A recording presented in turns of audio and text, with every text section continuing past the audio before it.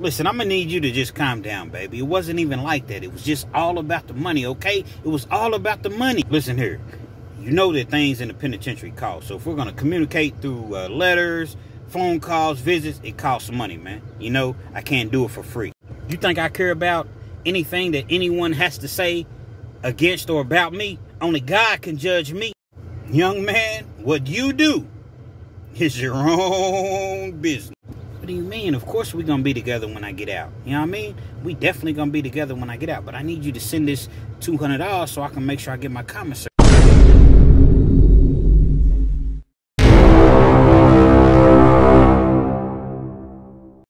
Yo, once again, it's on. Back at you.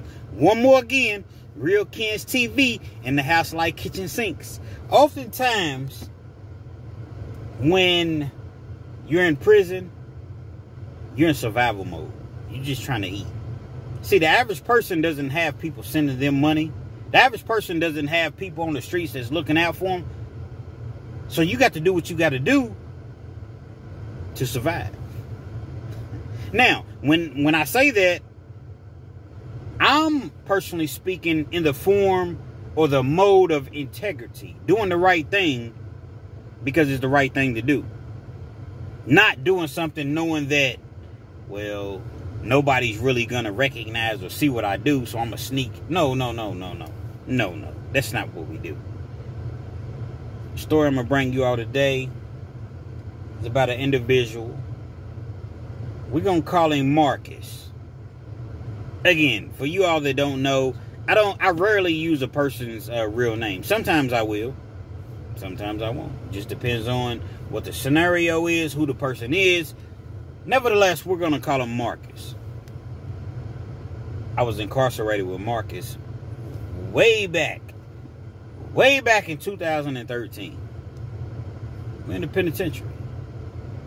We went a program called SAP, Substance Abuse Program.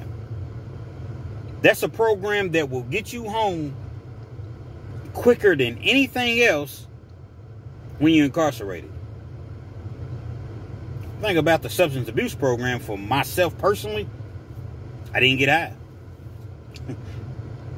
I'm not a drug addict. I'm not a drug abuser. I'm not a drug user. I don't even smoke weed. Never have.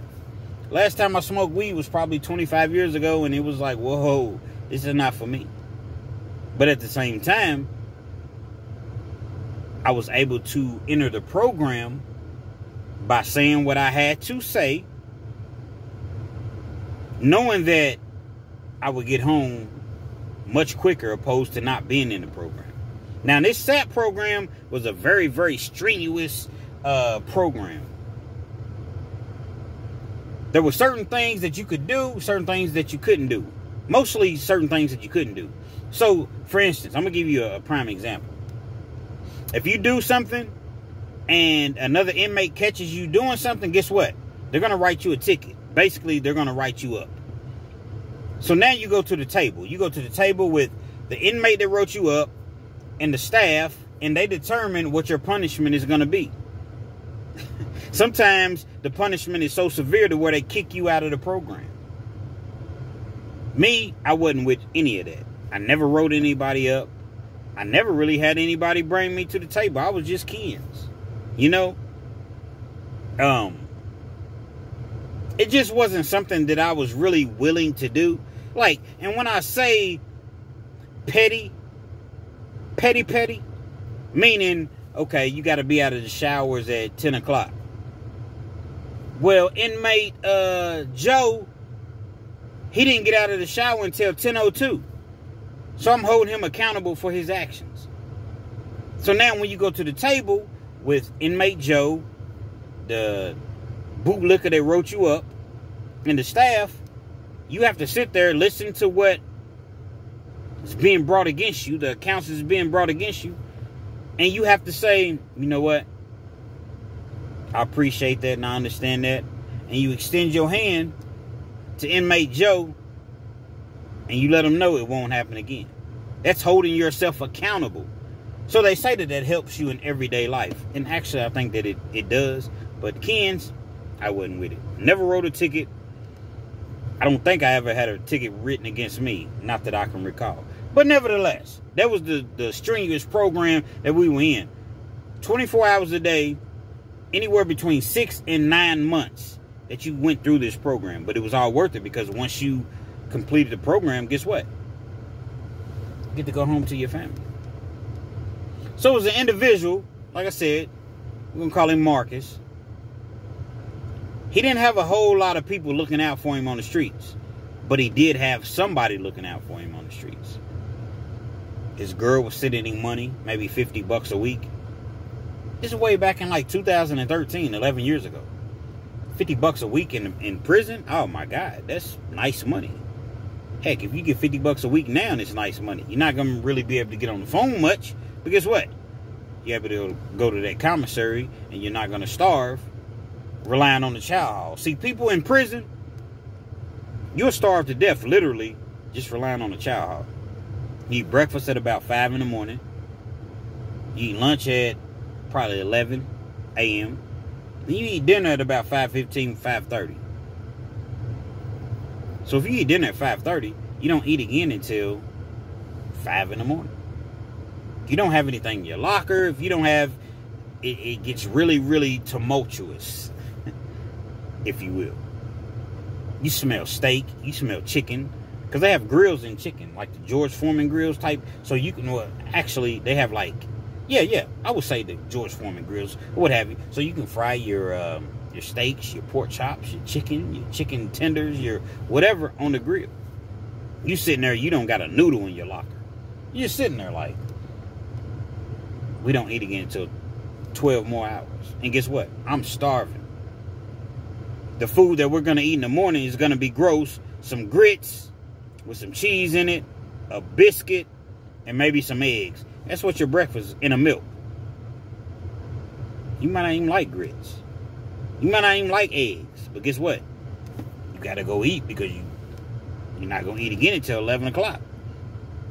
11 o'clock, lunchtime might be some beans, some rice, piece of cornbread, and a cookie. That's how they feed you in prison. And it's very, very small portions. It's small portions, so it's like they only have to feed you maybe 2,000 calories a day. Think about prison. They only are required to do just enough to keep you alive. Whether it's food, medication, whatever the scenario may be, they're only required to do enough to keep you alive. So you got to hustle. You got to survive when you're in prison. It's dog eat dog. You're sitting in there. You're smelling all this good food being cooked. And it's like, nah. I can't live with this. I can't live like this. Enough is enough. So you get you a hustle. You get you a hustle. You get you a prison hustle. Back then, there was a hustle. You have somebody on the outside. You take a picture.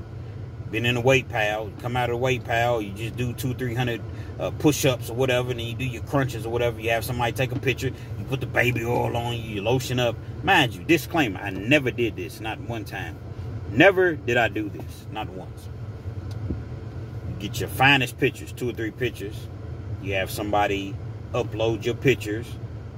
Create a profile on a prison dating site. Now, let me tell you the twist to all of this. You're on a prison dating site, but you have 2 sides. You got looking for women, looking for men. Actually, you could have 3 sides, because they have a buy site. Again, I've never done this, but I've seen people actually do this. You have people put you on the all 3. Women, men, buy. So you're on all 3. It's one site, but it's 3 different divisions. It costs X amount of dollars. If you don't have anybody on the streets looking out for you, guess what? They take stamps. This is how, another example of how I say inmates are consistently being taken advantage of.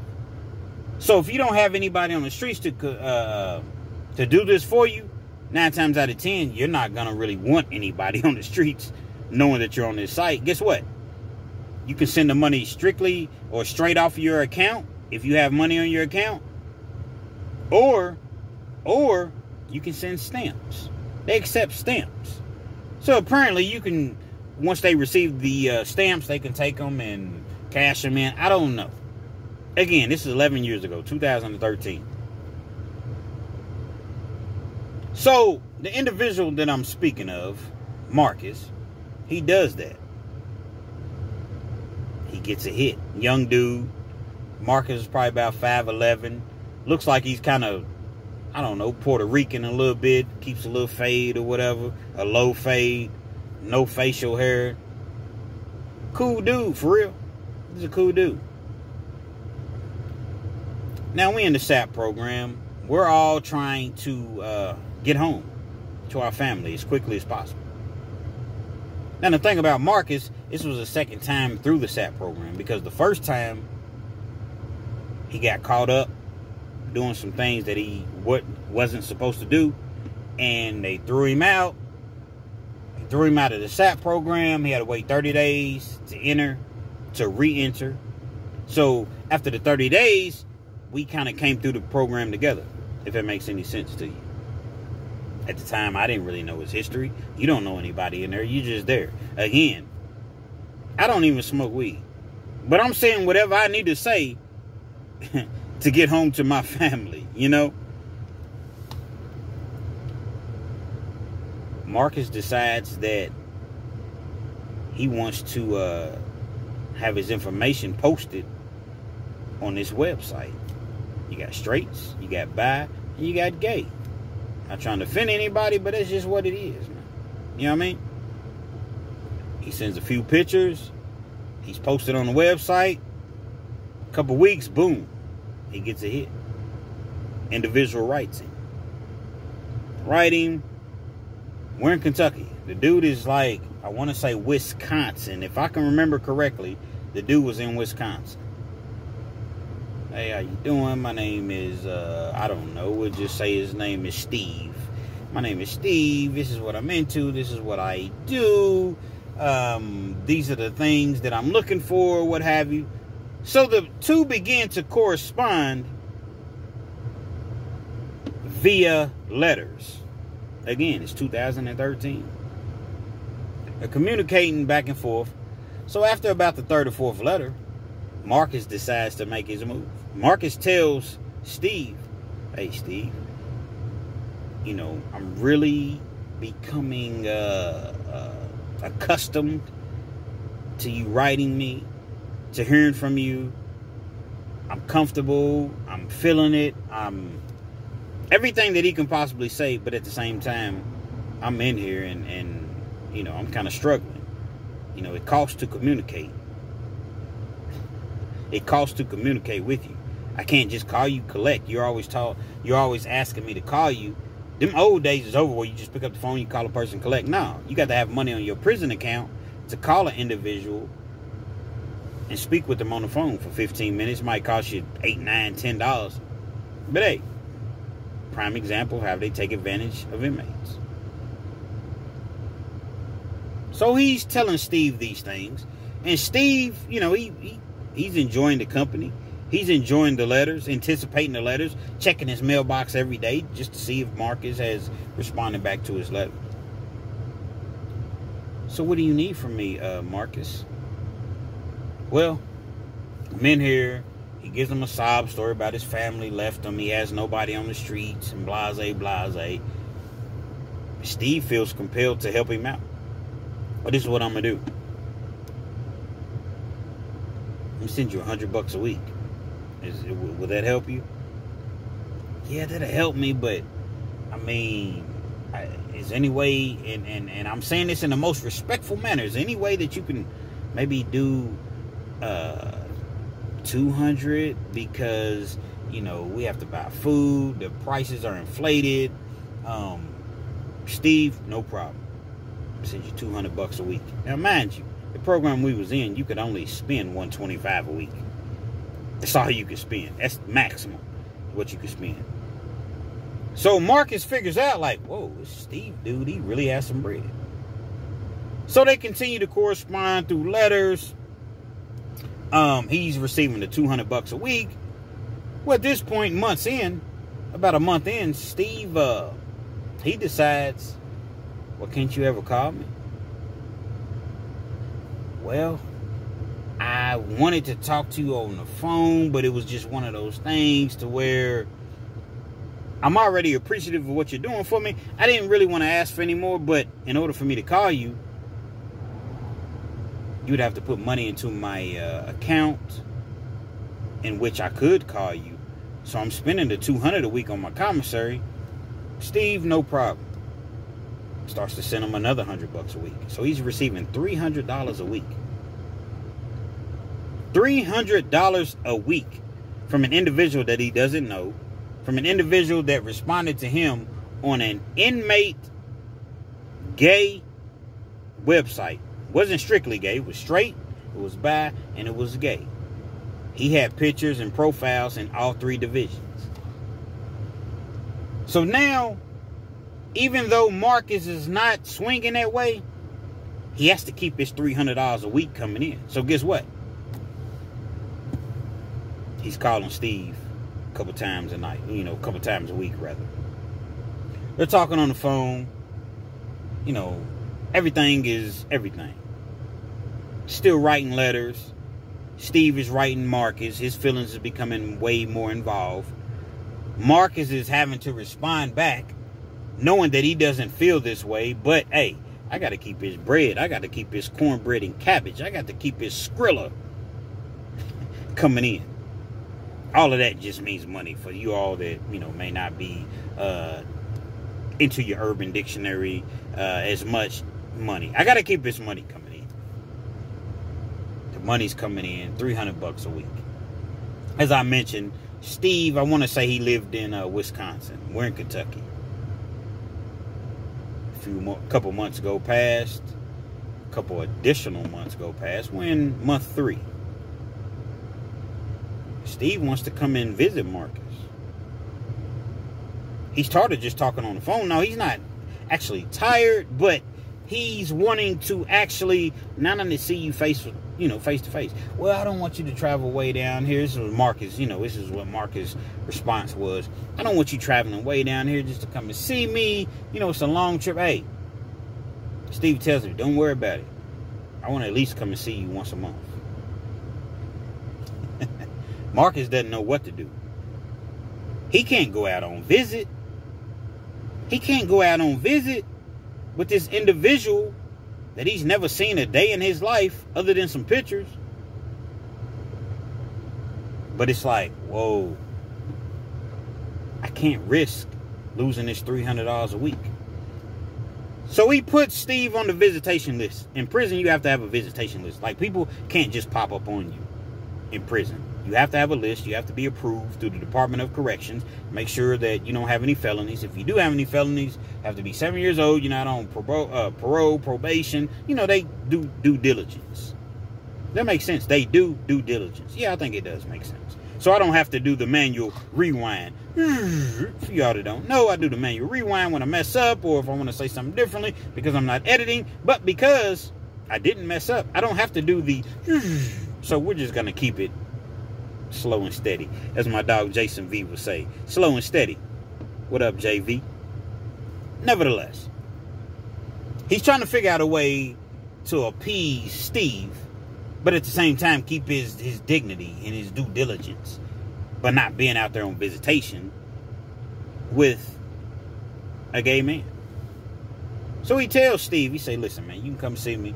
However, you can only come on certain days, and when you come on this particular day, the prison has no tolerance for any sort of male-on-male activity. Any sort of male-on-male, what's the one thing that women are always screaming about? Affection. Can't show me any affection. How you doing? Doing, bro? Give each other a dap. And that's it. Steve ends up coming to visit. Gets a motel room in Kentucky. Gets a motel room. He comes to visit. He stays. He arrives Friday. So he comes to visit on Saturday. He comes to visit on Sunday. So he gets a motel room for 2 days. Comes back to back. No big deal. They sit out there, they talk or whatever. Marcus is still kind of somewhat embarrassed. Because when he sees Steve, Steve is clearly non-masculine. Clearly. So, you know, Marcus is trying to play it off or whatever. They talking or whatever. He's acting as though it was his brother or family member. I believe he said it was his brother. So, no big deal. A couple more months pass. Now we're in month maybe 5. Steve has visited a couple times. He's really, really in love with Marcus now. He's feeling Marcus. They're writing each other back to back. Back to back letters. You send me a letter, I send you a letter. You tell a lie, I tell a lie. Actually, it's not you tell a lie, I tell a lie. Steve's telling the truth, how he really feels. Marcus is responding by telling a lie. He got to keep that $300 a week coming in. $200 a week is coming in from commissary. The extra $100 a week is supposed to be for the phones, but he's only spending maybe, I don't know, $30, $40 of that money on the phone. Steve is so excited. He doesn't even care about the money at this point. Steve is so excited.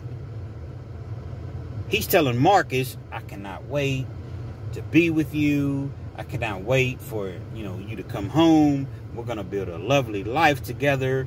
You and I, we're going to be together. We're going to, as I mentioned, Marcus, he's saying whatever he has to say to keep that $300 a week coming in. All the while, Marcus is planning to go home to another part of Kentucky, to Radcliffe, Kentucky, to be perfectly honest, is where he was from. He's going home to his baby's mama. They got 3 kids together. She's unable to really send him money like that because he's incarcerated. She's taking care of the kids. She doesn't have money to send. She would send money from time to time. She get her taxes. She'll send him $1,000, and that has to stretch. And from time to time, she'll send him $50, $60. But that's not really going to last too long in the penitentiary. Inflation is really, really real in the pen. You think his prices are going up out here on the streets? Think about it in the pen. Should be illegal. Price gouging. But, once again, they do what they do to inmates. He keeps his money coming in, but at the same time, he's recognizing, like, okay, this is getting close to, the completion of the program. The thing about the program is, once you complete the program, 9.8 times out of 10, you go home. Marcus had a situation where he had seen the parole board.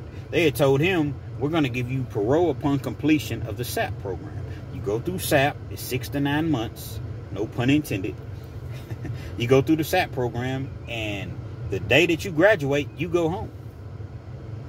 Marcus is like, at this point, a couple weeks from going home. Steve is really, really feeling Marcus.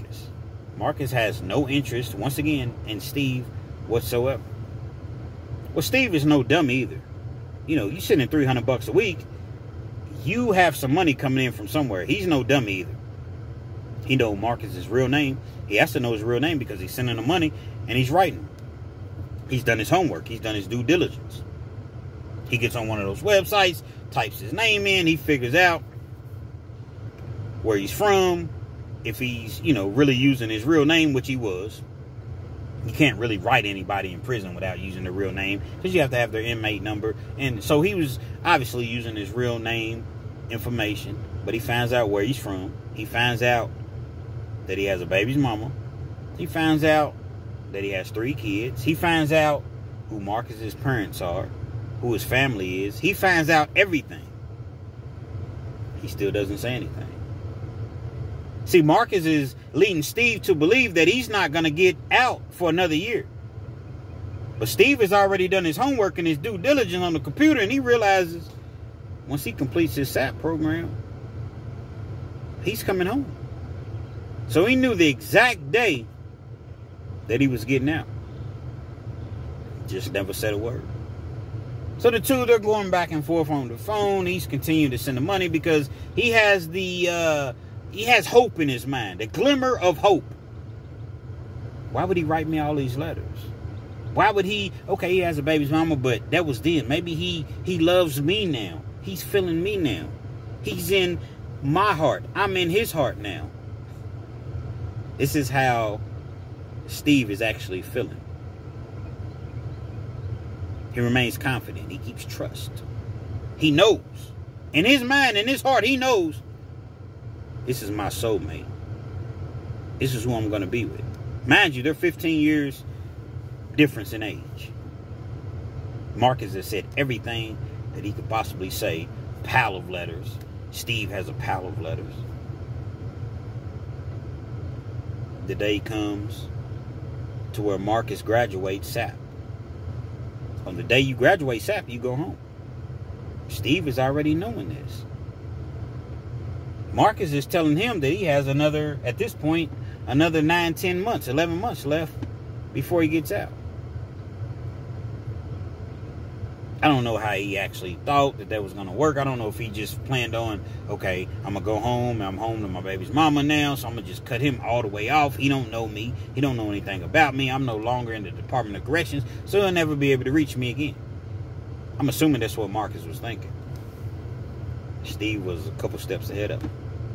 Day comes, Marcus graduates, goes out of that gate. Guess who's there at the gate? Steve. Guess who else was there at that gate? Marcus's baby's mom. 3 kids. He comes out of the gate. Baby's mama runs up. Steve runs up. He's looking at Steve like, whoa. What are you doing here? But he didn't say it. He's looking at him as if to say, like, who are you? Baby's mama's hugging them. She's, you know, their kids, daddy, daddy, daddy. You know, first get out of prison. He'd been locked up 2.5 years. Daddy, he was a young dude. He wasn't numbered, probably 25, 26. So you have this uncomfortable situation as it had to have been for Marcus. And then you have this, because you have your baby's mama, your kids, and then you have this individual right here that's been sending you $300 a month the whole time he was in this program. He's wanting answers. The baby's mama's wanting answers. Hold on, baby. Just you and the kids, y'all go sit in the car. Hold on just a second. Yo, man, what you doing here, man? What do you mean, what am I doing here? I mean, you know, all the promises, all the dreams, all the... You told me that we were going to be together when I got out. I mean, what do you mean, what am I doing here? You told me that you got out another 9, 10, 11 months from now. But I looked on the Department of Corrections website and I seen that you were getting out today. So I came to surprise you, if you will. They're going back and forth. He basically tells him, he makes up something. Hey, listen, man. My family, I got out early. I wasn't supposed to get out for another 9, 10, 11 months, but this happened. I did this program or whatever. Let me go handle this. These are my kids. This is my baby's mama or whatever. And I'm going to get with you. I'm going to get with you. I got your number. I'm going to get with you. Steve already knows where Marcus lives at. He knows everything about Marcus. A couple weeks pass. About a week, actually. He never hears anything from him. He's calling Marcus. He's madly in love. He wants to be with Marcus. Marcus has no interest in Steve whatsoever. After a couple weeks, situation doesn't go anywhere. It just ends. Never hears from Steve again. Never hears from Steve again. But Steve confronts the baby's mama, Marcus's baby's mama, shows her all the letters, sends her all the letters, lets her know that, you know, this is what was going on between us the entire time. She confronts Marcus. Nah, it wasn't nothing like it. It was just about the money. It wasn't... No, you got to go. She leaves. She leaves Marcus. He ends up 5 or 6 months later relapsing, going back to prison. When he comes back to prison, I'm still in prison. I end up running into him. I'm still there. I still had a couple years left after Marcus got out. I asked him about the situation, whatever. Really, I didn't. We were just talking about, you know, him being out, but he knew that I knew about the situation. He tells me that Steve goes on to kill himself, commit suicide. because he couldn't be with Marcus. You all take his story to heart, man. Don't play games with people's hearts, man. Steve goes on to commit suicide because he couldn't be with Marcus. He thought that they were really going to live a life together. Marcus had no intention whatsoever of being with Steve. The baby's mama's gone. He's back in prison. He has no support. He has nobody he can call to help him, to get anything from. Understand that, man.